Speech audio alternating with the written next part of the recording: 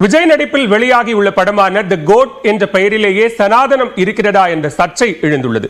அது குறித்து விசிக எம்பி ரவிக்குமார் மற்றும் பாஜக மூத்த தலைவர் தமிழிசை சவுந்தரராஜன் தெரிவித்த கருத்துக்களை தற்போது பார்க்கலாம். சனாதனம் என்ற சொல்லுக்கு என்றும் மாறாதது என்பது பொருள், அது தெரியும். அந்த சொல் உணர்த்தும் கருத்து அறிவியலுக்கு புறமானது என்பது எனக்கு தெரியும். நான் இங்கே எழுப்பியிருப்பது அந்த சொல் என்ன பொருளை உணர்த்துகிறதோ அதே பொருளைத்தான் திரு விஜய் அவர்களுடைய திரைப்படத்தின் தலைப்பும் உணர்த்துகிறது.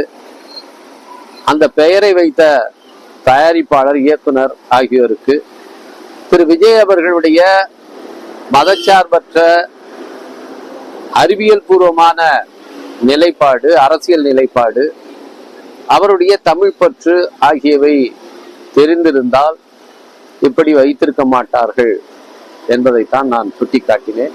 அதாவது இப்போ எங்கள்கிட்ட தான் சனாதனத்தை பார்த்தாங்கன்னா இப்ப விஜய் அவர்கள்ட்ட சனாதனத்தை பாக்குறாங்க. நான் கேட்கிறேன், சனாதனம்னா என்னன்னு ரவிக்குமாருக்கு தெரியுமா? அது எங்கேயோ ஒரு இடத்துல ஒரு வண்ணம் தெரிஞ்சுன்னா உடனே அதுக்கு ஒரு சனாதனம்னா எனக்கு உண்மையிலேயே மகிழ்ச்சியா இருக்கு. ஏன்னா எங்களை பத்தி தான் அது போட்டு கொண்டு இருந்தார்கள். இன்னைக்கு தம்பி விஜய் மேலையும் சனாதனம்னு ஒரு கருத்தை சொல்கிறார்கள்.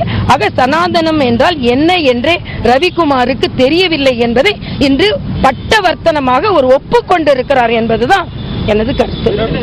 தமிழிசை அவர்கள் சனாதனம் என்றால் எனக்கு எதுவும் தெரியாது என்று சொல்லியிருக்கிறார்கள்.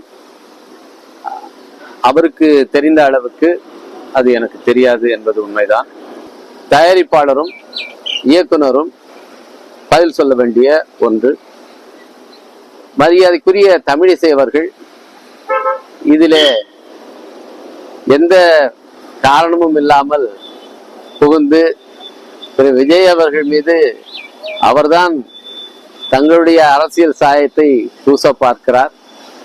நிச்சயமாக பாஜகவினுடைய அந்த முயற்சி பலிக்காது. விஜய் அவர்கள் பாஜகவின் வலையில் சிக்க மாட்டார் என்று நாங்கள் நம்புகிறோம்.